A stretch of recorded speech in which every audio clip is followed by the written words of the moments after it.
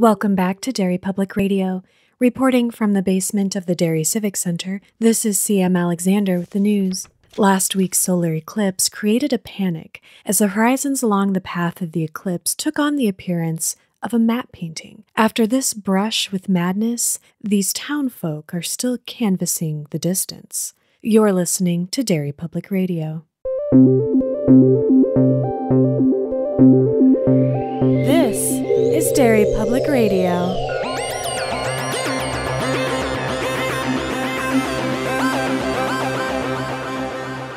Welcome back to Derry Public Radio, a bi-weekly Stephen King Book Club podcast. I'm one of your hosts, CM Alexander, alongside Joshua Kahn. Hey, everybody. And Benjamin Graham. Hey, constant readers. And today we are covering Dolores Claiborne, the movie, and we are covering this because of Michelle Devane from Patreon. This is all your fault. That's so accusatory.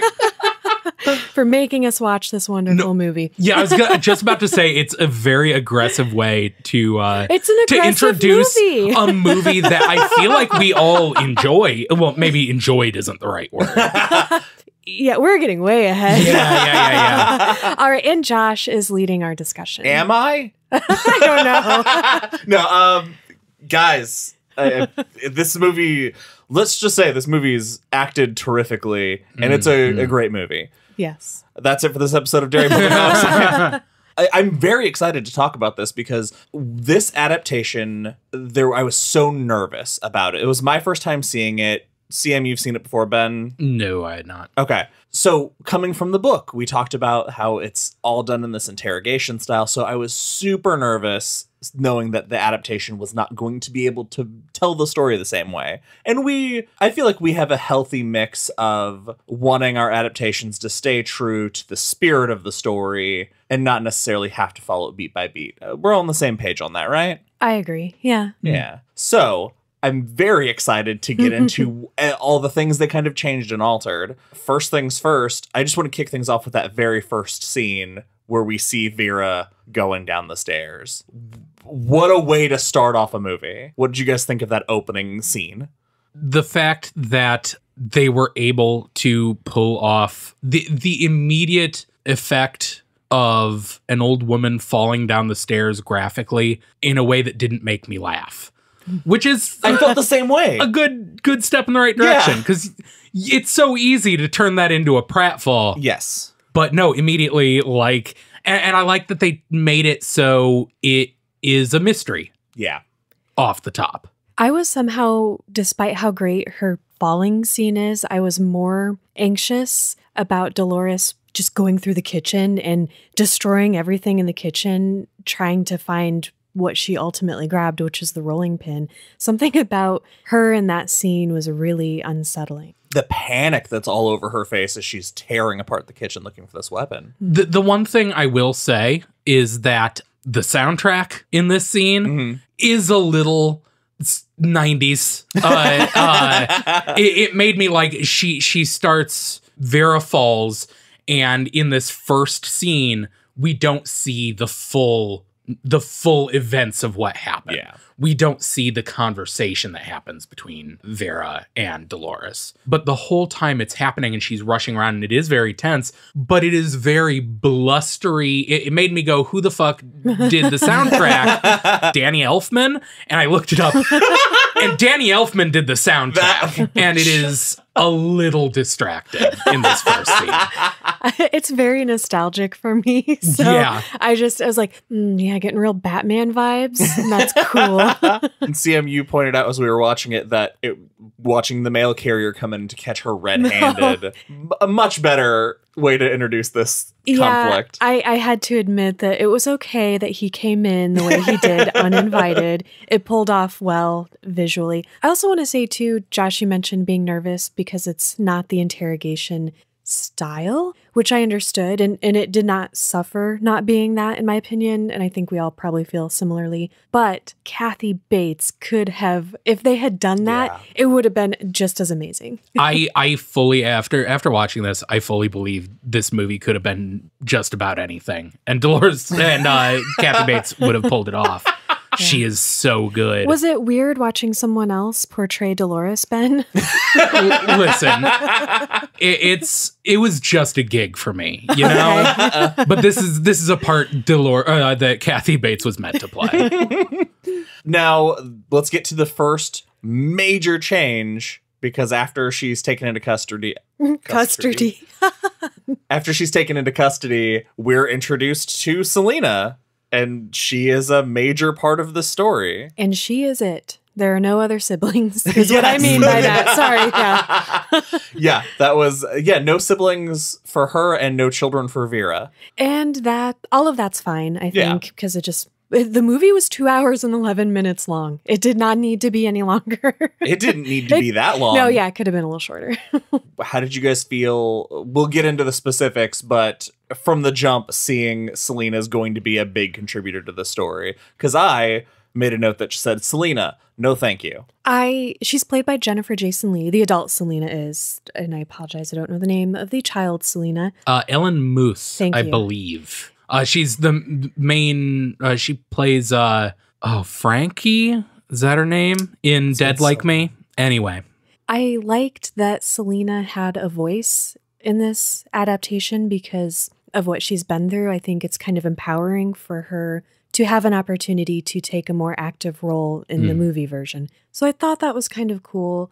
Jennifer Jason Leigh, for me personally, is an actress who I think does, in the very few things I've seen her in, does a really amazing job. And I don't know if it's just because I always see her playing a character who is a little bit abrasive. She, to me, is just a little bit abrasive. And we kind of talked about this during the movie. I don't know how much of it was her playing it that way because there's so much just tension between her and Dolores Claiborne, or if that's just kind of her style, so she gets roles that fits with. So I was a little torn on, and I think the only time I really felt that I might have liked to see it different was this awesome scene we'll get to with the lady who played Vera just killing it. It's like, okay, I would have liked more of these two ladies. Honestly, I think Jennifer Jason Leigh fucking kills it. Knocks it out of the park in this movie. I think the abrasiveness, which is, fair enough, is central to the character. Like she does an amazing job of showing the trauma that this character has lived through, and maybe even a little more than the book, because we get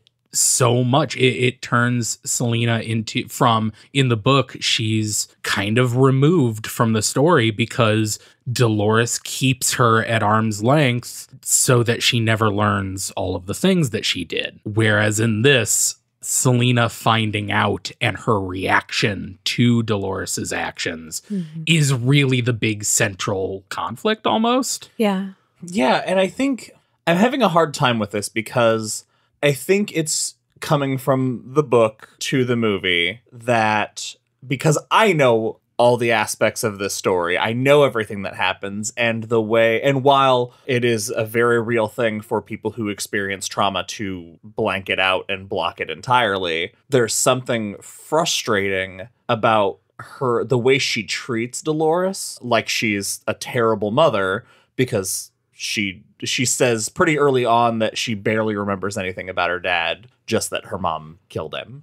And that was just you want to be like, no, Selena, I know the truth. Her. Yeah. You want that, but it's so important. That's the conflict of the movie is that gap between them. Yeah. I think, Josh, you and I were effectively abraised. So the movie and the actress did a good job of pulling that off, but it does make you feel very uncomfortable because you know what's happening. And to see Selena's, just how much she struggles and how much worse it seems in the movie than in the book is really hard. I had to watch a cartoon after this movie. Yeah, I had to go home and binge watch the rest of Peacemaker to feel better about myself. No, oh God, you made a really good point, and I was gonna. What did you? I was saying that they pulled off being abrasive and that tension, like her not knowing affecting us. Oh yeah, I was just gonna say, like, they pull it off so well, and it's maybe the biggest problem I have with the movie is it is borderline misery porn. Like, it is just the whole movie. Everyone is so upset the whole time. There are no like light moments, really. You're like desperate for those laughs. Like whenever something like you can get a chuckle and you're like, ah, thank God. Yeah, I think that's part of why it's easy to look at Selena's performance and being like, wow, this is really tough. And it's, well, look at the source material is what I'm saying, I guess. As someone who loves horror movies, and I'm totally into watching people being like brutalized and blood and guts and monsters and stuff is amazing. It's this real life tension and horror and drama that for me personally can be harder to watch. So there are two things that we get very early on that we see Selena's career. Somebody mysteriously faxes her the fact that her mom's been arrested. She goes to the island. John C. Reilly's there. I was hoping that was one of the things All right. we get. Yeah. Thoughts on John C. Reilly? Great. Yeah, you guys, well, mostly just you, Josh. You have this look that I'm not sure what your thoughts are. I thought he did amazing. I love seeing, so John C. Reilly has become such a kind of typecast actor now. So it's really cool to watch the early stuff in his career. It reminded me of when Michael Rooker was Alan Pangborn. Yeah. And we were like, no, that's not who Michael Rooker is. I wanted him and Selena to fall in love. Was that just me? Anybody else feel any That would have been chemistry? nice. They had a little spark. I'm a shipper. I'm sorry. I think that's just the natural charisma of a John C. Reilly. Yeah. Yeah, funny dudes. And way to commit to the main accent is so fucking tough. He did great. Everyone is doing well, except for Selena, which fair. She escaped. She would have worked to lose the accent, but yeah, for a main accent that is so difficult to do without sounding like a cartoon, I think. Yeah, absolutely crushed it. Aya. There's a moment where Selena picks Dolores up from the police station, and she has to be told that it's Selena because we get that it's been so long since they've seen each other. That hurt my heart for both of them. Yeah. It sets the tone for their relationship. So that is the point where I went, because this is what I meant when I felt like their relationship in the movie is more clear than in the book. Is this moment feels like a punch to the stomach, where it's so clearly in so little words shows you how estranged they are, how strained their relationship is, that she doesn't even recognize her daughter. I feel like this movie does a great job of just showing all of that. It doesn't tell us, it doesn't beat us over the head with it. Yes. It's a very, very classy way to do that. And they take Dolores home, which she hasn't been for the past 3 years. She said that she's barely come back. She's lived at Vera's, and it's got all the windows are broken. People have broken in and messed with the furniture and spray painted it. It's disgusting what they've done to her place. Can we add real quick too that I could not give you any examples, but I do remember in this movie, and I feel like it's mainly Kathy Bates and sometimes John C. Reilly, there are some funny moments that made me chuckle because Kathy Bates as Dolores is so good that when she says certain things, it's like the character has actually come to life right in front of my eyes. And it's some of those more sassy things. It's funny because it's the moments that in the book that so frequently make me go, has Stephen King heard people speak? and so many of his little Kingisms that just put in Kathy Bates' mouth is oh yeah. Okay. I loved all of those moments because it was a moment where I could chuckle and I was otherwise just crying. The rest of this movie is so hard to watch emotionally that, like I said, I'm sorry, I can't tell you what she did that was funny, but there were some great things in there. Just that she says boogery several times and is able to pull it off in an endearing way. Yeah. I thought it was so great. Once they get into the house, that's when the transitions start, where we switch to the past before Joe was killed. And they do those transitions so clever and so seamless. And then watching Kathy Bates play Dolores now and Dolores then, they're two very different people, but at the core the same person. And that is such a hard feat to pull off. And she does it seamlessly. And great makeup effects to make her look older. Okay, the several times she's talking about working with Vera and the hardship of doing this hard work that she does over the years. And they talk about how she has working hands. And there are several shots where they show close-ups of just her hands. I think those are an old dude's Those are an old man's hands, right? Absolutely. Because they show her and she's about to hold up her hands, and then you cut to a close-up of them, and then you cut back to her face as like, nice. That because Kathy Bates' hands do not look like an old man's hands. Like literally could not have been from the same person in a million years. Let's talk about the Hatchet Incident. Oh, because this scene is incredibly paced and incredibly acted. The moment when her and Joe are talking and she sees that his pants are split and she laughs and I laughed, and then I remembered what was going to happen next and I got real sad. this was mean because we know how this ends, but because they have that moment where, like you said, you laugh and then you're like, ah, fuck. But then he's laughing and he's kind of joking with her and he like bends over and he's the actor's legitimately spreads his butt just far too much. Right.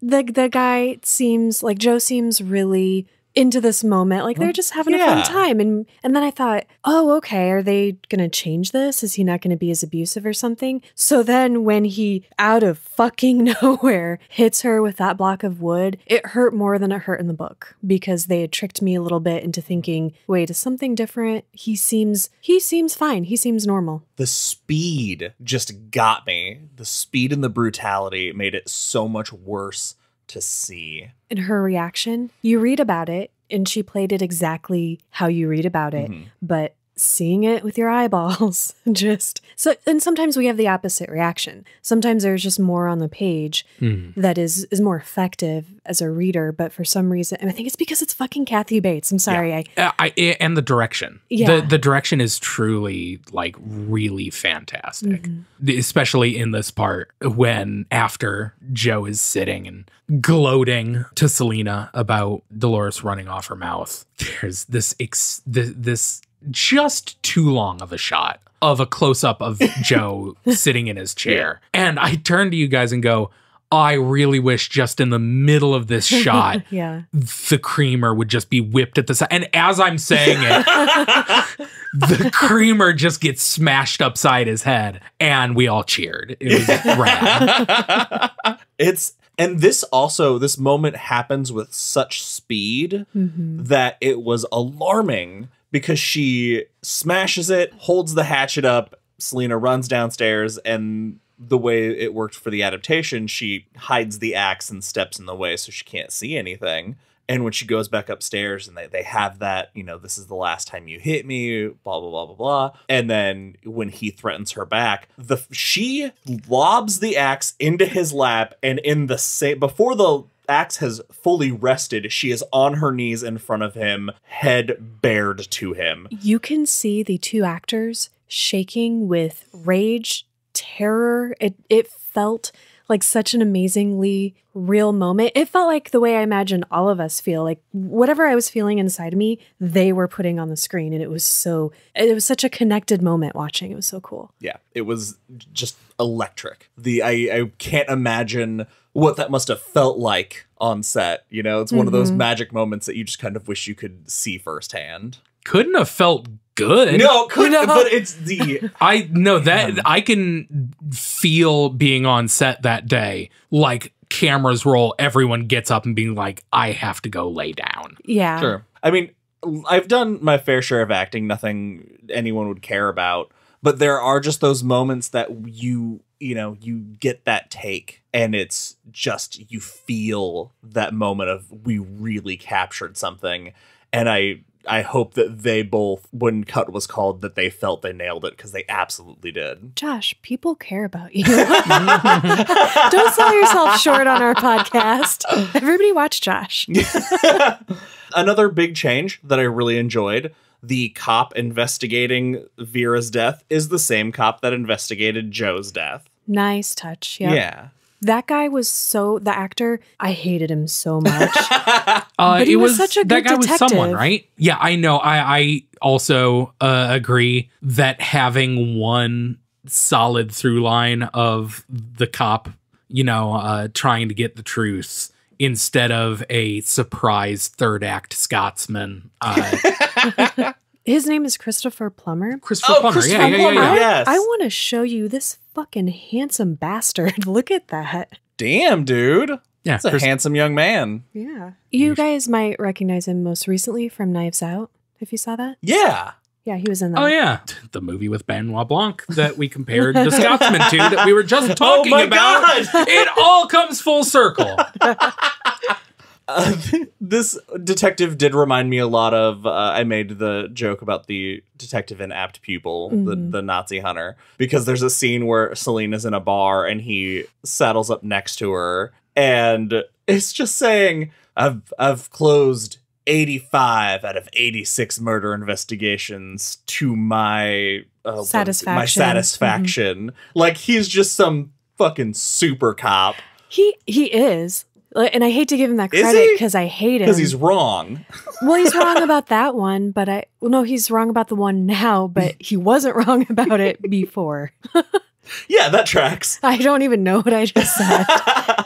But still, that was it was also really great to build up this super cop because it also was very satisfying when he's foiled. I thought it was interesting that a huge part of the plot, I think, was he is the one who got Selena to come back. He's the one who sent her the anonymous fax with the front page of Dolores being arrested. Why? Because he thought that she was a tool to get Dolores either to confess.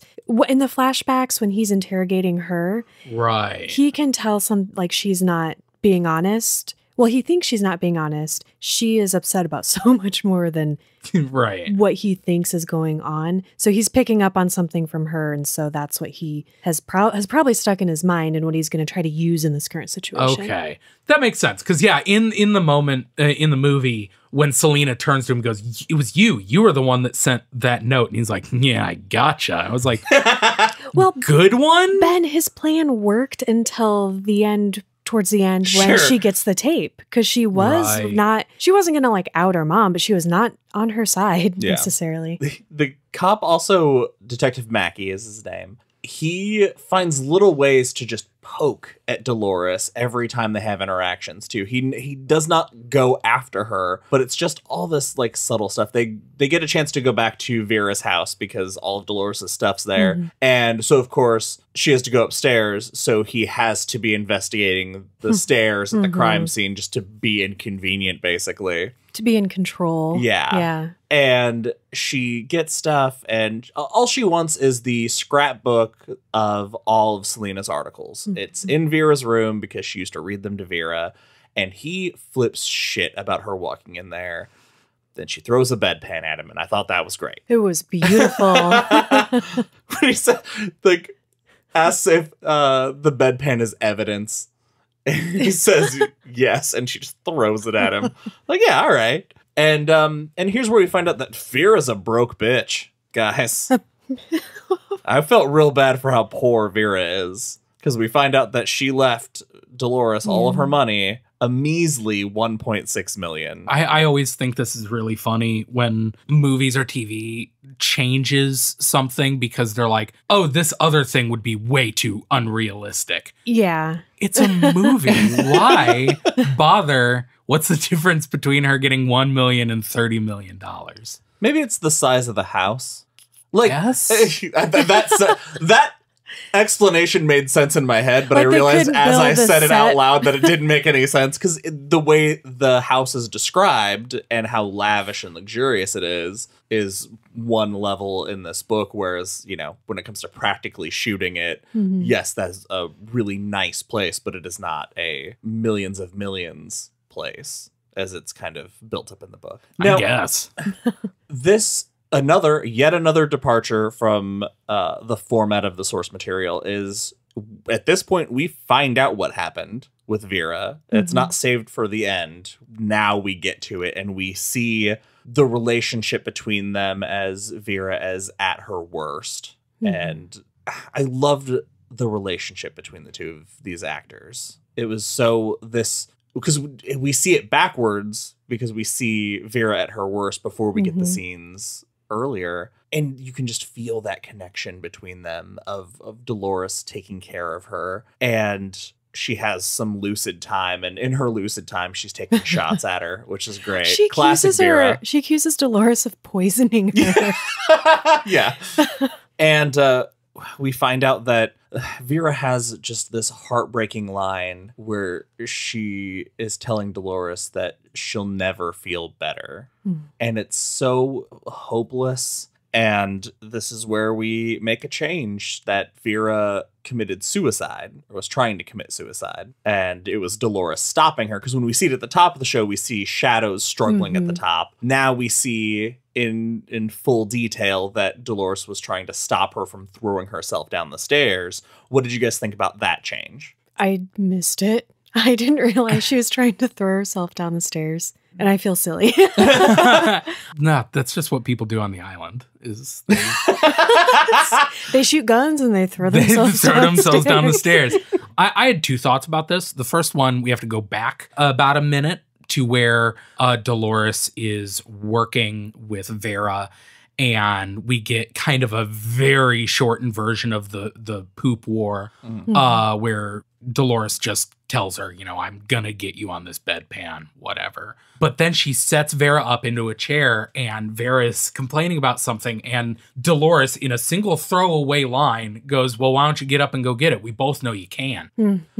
I was cool. missed that. Which made me go, I like that, because that's a cool, like, wink at what's coming up. Anyway, my second thought was, as Vera is fighting her way to the stairs to throw her way down, Dolores grabs her from behind, causing Vera to bite her, which, why wouldn't you show that to the cops?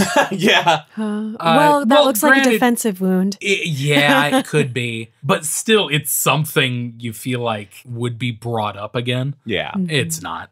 I guess I was so connected to the book and that she was like in a psychotic state that I didn't realize what she was doing was intentional. And I'm sorry, because I didn't realize that. That's the only thing I can share about it. No, that's fine.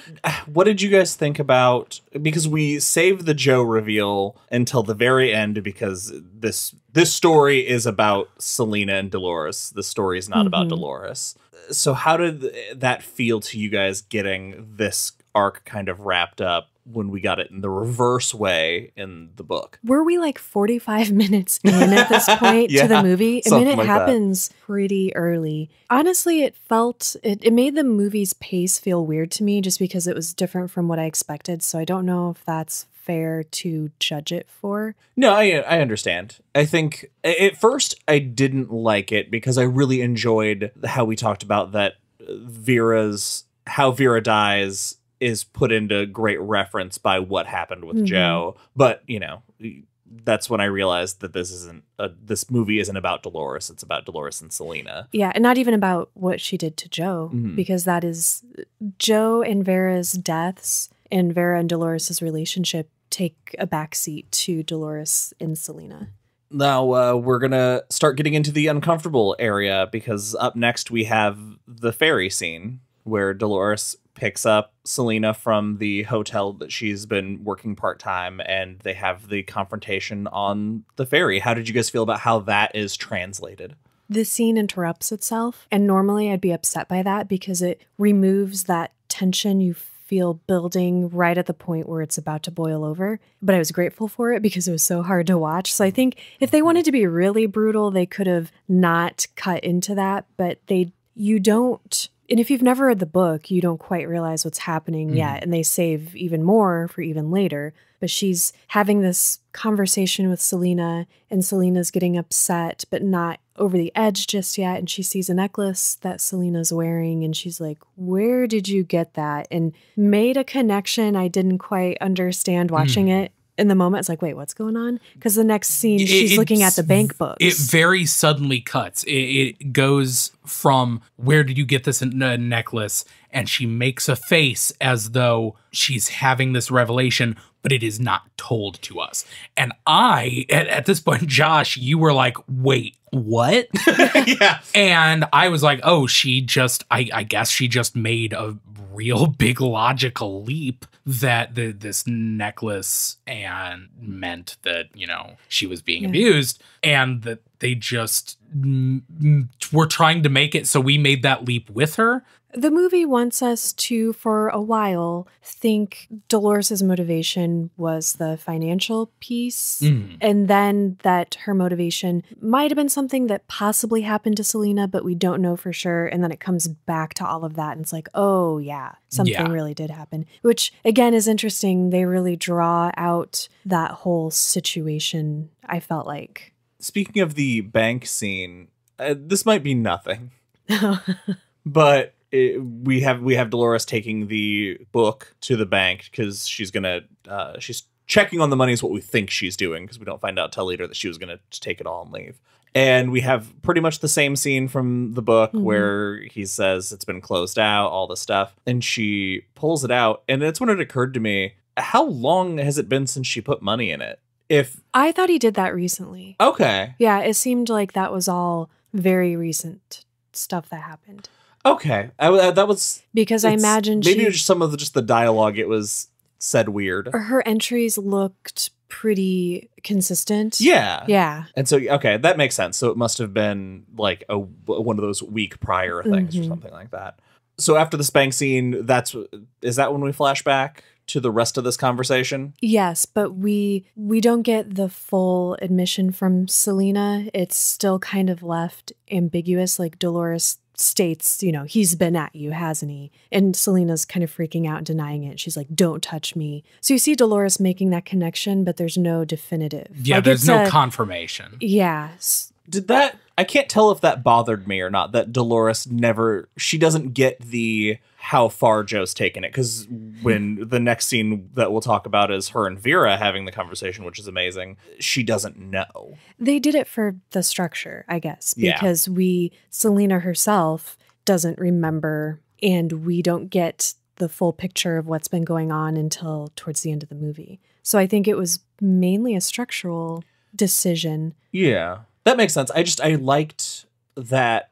Yeah, I'm not sure if it was, again, I think it's because they changed the focus. They had to figure out a way to make this, I don't want to say bigger, because it's already pretty big. Yeah. But I guess that would undercut a lot of this movie is done in service to the Selena finally remembers scene. Mm-hmm.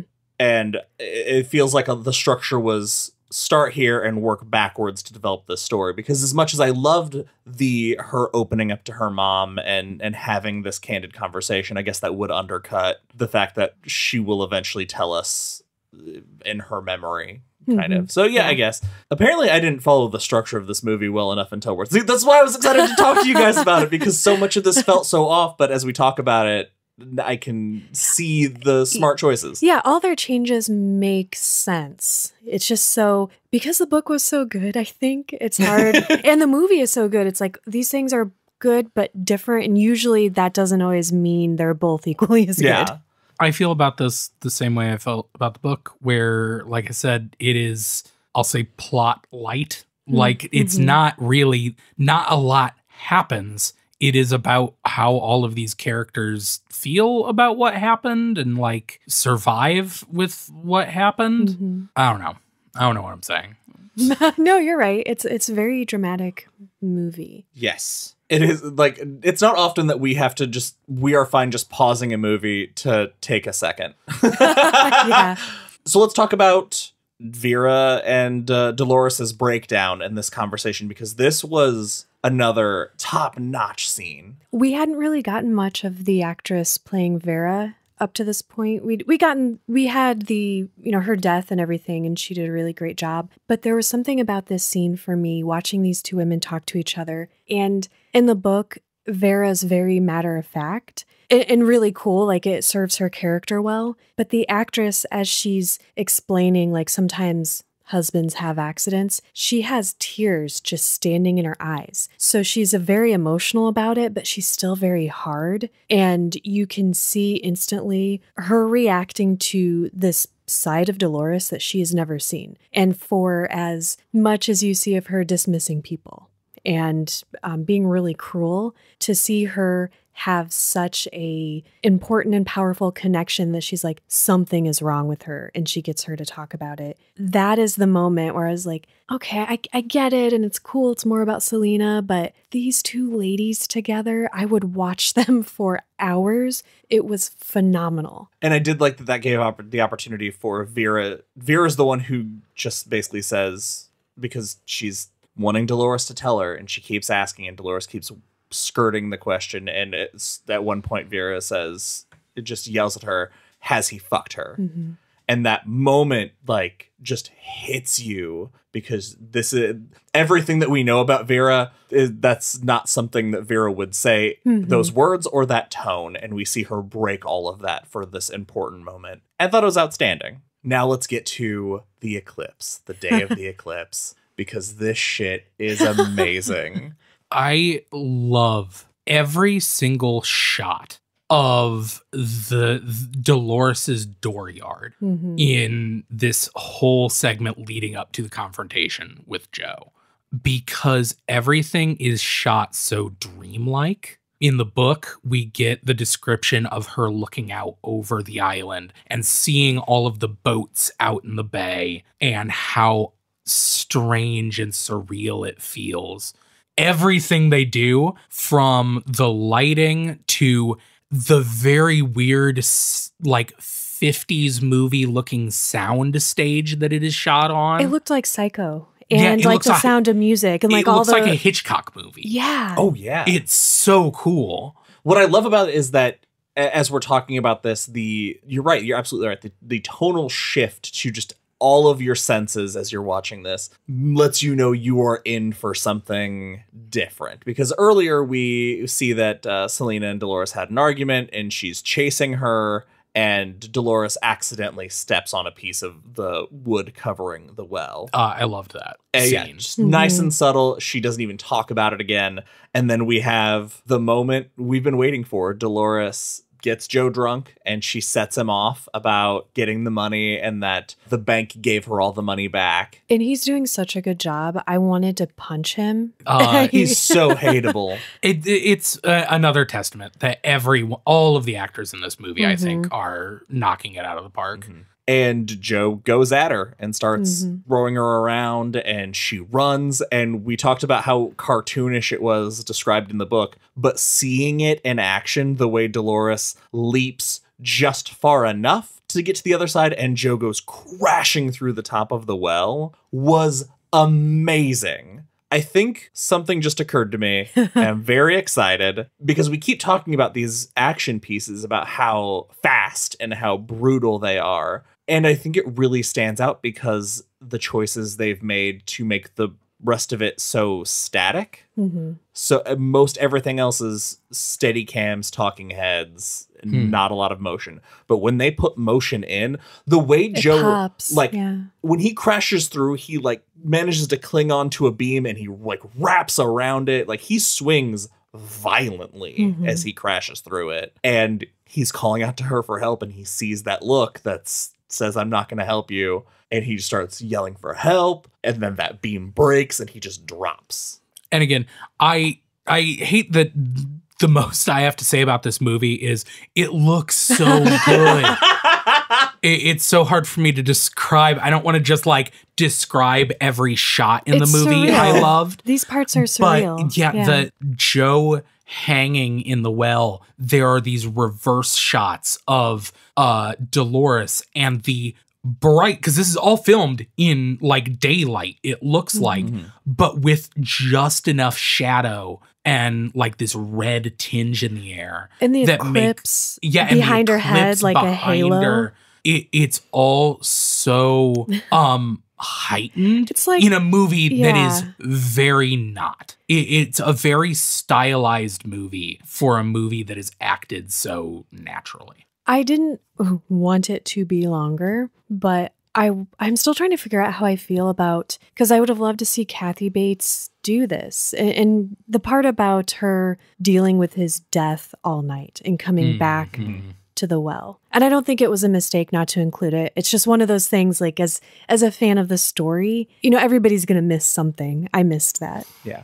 Well, I guess that kind of brings me to the more abstract thing, I guess, I wanted to talk to you guys about is, what is the book about and what is the movie about? Like, what are, because they're trying to say something from the same source material, but I feel like they're trying to say different things. Yeah, we don't just switch the focus from the two women, Vera and Dolores. We switch them to the other two women, Dolores and Selena. So it's a mother-daughter relationship from the companion relationship, and all of these ways to show that despite how different Dolores and Vera are, they are very much alike.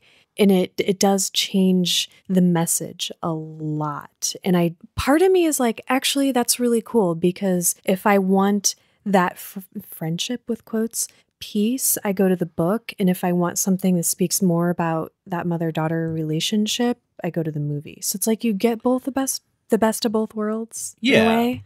I feel like the book was about being hard, it was more about womanhood and the things you have to do to survive. Mhm. And the movies about trauma and healing and the things we do to protect our loved ones. Yeah. Yeah, okay. Yeah, that feels a lot better. Yeah, that was way smarter than anything I missed there. So. Now let's talk about Selena on the ferry. Selena has decided that she has had enough with Dolores. She's set up a lawyer for her, and she's leaving her mom on the island. She has to get back to her life. And as she's leaving, she finds that Dolores has recorded a tape, which is also starts off just hilariously adorable of, I don't know if I'm going to do this right. Yep. So if you're ever even going to hear this, because she presumes that Selena's not going to hear this until she's In Arizona. Yeah. But she finds it and she puts it into her tape deck, which for our younger listeners, you used to have a cassette in your car, and she listens to. So we do kind of get the interrogation confession, which tells me aspect. Kathy Bates still would have nailed that movie. Yeah, absolutely. And that's how we're getting all this information. Mm-hmm. We're getting it as Selena's getting it. And Selena's on the ferry, and she's buying a cup of coffee, and she turns to her left, and Joe is there. And it's just another one of those amazing transitions that this movie does between times. And this scene is incredibly emotional, and it is so hard to talk about. Sorry, I laughed. Very hard to watch. Yes. I watched this when I was a teenager, and it had taken a certain point in my life until I did not remember, but I didn't understand and made a lot of weird child logic excuses to make what happened seem not like it was what happened. So when I watched this years and years ago, I was like, ooh, well, and I remember that scene, and it stood out. And I hate to say this is the scene I remember primarily from the movie. I don't really remember anything else until we watched it. Watching this, having like come full circle and gone to therapy and stuff and dealt with all of that, extremely hard. Like, I feel so bad for the guy playing Joe to have to do that, because I imagine he hated every moment of that scene. That poor little girl to be part of that. I'm sure they did everything they could to just protect her and make her feel okay, but it's hard. I was sort of removed from it too, thinking about the actors having to deal with that. And it's, I think, the most brutal thing that I have seen in a movie, the most real and awful. And Ben, we're watching it and you're like, my eyes have to go to jail now. I forgot about that. Yeah, it really makes you feel like feel like you're watching a little girl crime. Yeah. Yes. It's bad. This scene, however, is immediately followed with the one point in the movie that I wish would have been the whole movie. Or I wish they would have taken this one, the idea behind this one scene, and just quadrupled that direction. The scene in the mirror, it's a single shot. God damn. So Selena has this, she sees her and her father on this bench, and she remembers what happens. And in her panic, she goes into the bathroom on the ferry and looks into the mirror, and there's a single shot that is it's a Rene Magritte painting. It's literally the one for one from a Rene Magritte painting, but she is looking into the mirror and sees herself from behind. And it is so unnerving. And the music is just like discordant and awful. It's stressful. It's an awful 30 seconds of movie. It's like the scene makes you want to puke. Yeah. Out there on the bench, because to their credit, for all of the tiptoeing around it the movie has done, this scene they did not shy away from really the severity. Yeah. And so you're already so nauseous, and then going and seeing that, like, something if that, I wasn't going to puke, I'm going to puke now because it's just fucked my brain. It was a perfect representation of her trauma because in this moment she doesn't have a face because she has been violated and her autonomy has been taken from her. So it was such a unique and unexpected way to see all of that with one visual technique. And what I was saying is I wish they would have just made the entire movie. We're going to put in as many just surreal little... What's the word I'm looking for? I wish they would have. Aesthetic. Yes, I wish they would have leaned into that now that you say that. I didn't have that thought at the time, but you're saying that, and I'm like, that would have made for as good as it was anyway. God, that would have been cool. I might be able to rewatch it if it had that. I will never watch this again. No, this is a good movie that I don't feel the need to rewatch. Yeah. From here, we go to Dolores in the interrogation room. This time, the detective feels like he's got her dead to rights. She's waived her right for an attorney, and they're just going to handle this in this room, presumably. And Selena charges in and just she takes the rest of the movie. Okay, I figured it out. This is why I'm confused about Jennifer Jason Leigh. I wanted to see her, because she makes this switch. She's defending her mom, and I wanted to see her soften towards her. And she does, like, you know, the actress does certain things that tell the audience that she is softening to her and she's coming around, but she still has that abrasive edge that I kind of wanted to see smoothed out a little more, I think. Sorry, to go back to like 50 minutes ago. I think that's, for me, like what I was getting stuck on. Because she really does barge in here like, I'm a journalist. I know enough that I'm just going to defend my mom right now. I think it makes sense, though, because if she softened, she wouldn't be like Dolores Claiborne's daughter. That's true. You know? Dolores Claiborne is a hard woman. Okay, then and she has raised a hard woman. You did it fine. Yeah, I agree. That's right. She verbally beats the shit out of this detective who has conveniently left out to the judge or whoever that he has a personal interest in this case.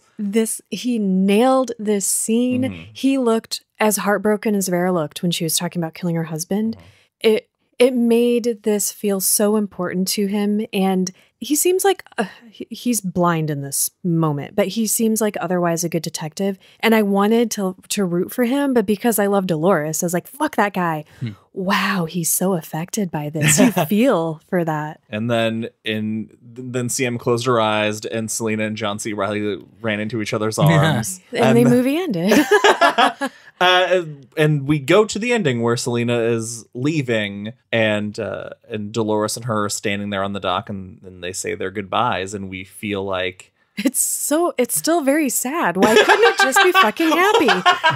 It felt, or was it just like me just being fucked up in my head? Like it felt still. Oh no, it's still sad. Yeah, because she's like, I don't want to lose you again. I don't even know. I don't even know what to say about it.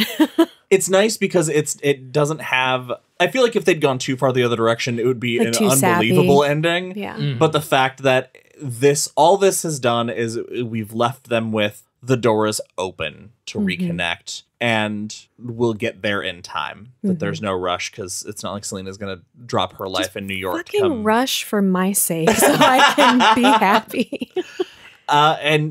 And that's where we leave off with the movie. So what do you say we go around and rate this one? Ben, do you want to go first? Sure. This is a weird case where I feel so many of our movies, you know, benefit from us watching it together, because obviously it's more fun to watch movies with friends. This one, I feel like I would have maybe enjoyed a little more by myself. This is one you need to be able to sit and ruminate on, because it's not a fun movie. It is a rather unfun movie, but that doesn't mean it's not good. It gives me very 90s proto A24 movie vibes, which I'm into. All that said, a little boring. I'll give it a 4 out of 5 blue chambray shirts. I hated watching this movie, and I'll probably never be able to say that about a movie that I also think was very good and very well done. It had some really awesome, cool moments. The acting was phenomenal. Kathy Bates is perfect. Unbelievable. She's just perfect. In everything. Yeah. As a person. I'm going to admit, Josh very kindly held my hand during the scene and I cried on the couch silently. And this movie's brutal. It is fucking brutal. 5 out of 5 blue chambray shirts. I agree with everything both of you said. For the shit I gave making it more Selena's story than Dolores's, I did come around to Jennifer Jason Leigh, and I do really appreciate that this is one of those adaptations that we are taking the same source material and we're getting a whole nother story out of it and a whole nother way to look at it. But it did not need to be 2 hours and 11 minutes. And really... yeah, I don't foresee myself watching this again. I will, however, watch the axe scene and the well scene again just sometime because they're so cool. So I'm going to give it 4 out of 5 blue chambray shirts. That is it for this episode of Derry Public Radio. As always, thank you for listening. Join us next time where we will be covering The Gunslinger and we will be reading through The Way Station. For Joshua Kahn and Benjamin Graham, I'm Sam Alexander, reminding you, hell ain't something you get thrown into overnight. Real hell comes on you slow and steady as a line of wet winter sheets.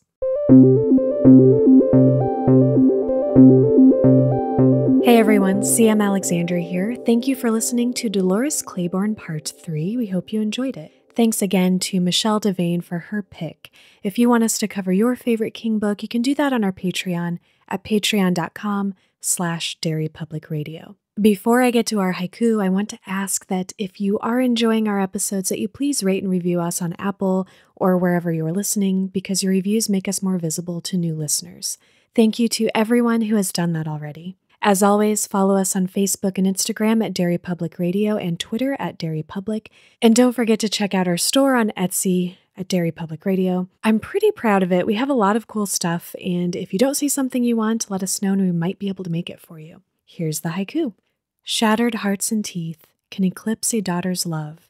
We do what we must. That's all for now, listeners. Goodbye.